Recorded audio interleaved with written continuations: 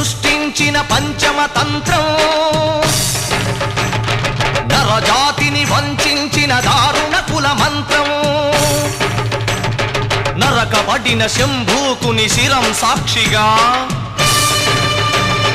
తెగిపడిన ఏకలవ్య బొటన వేలు సాక్షిగా, ముంతల చీపురుల మన దీనగతం సాక్షిగా, ప్రశ్నించిన ప్రతి చోట మహారా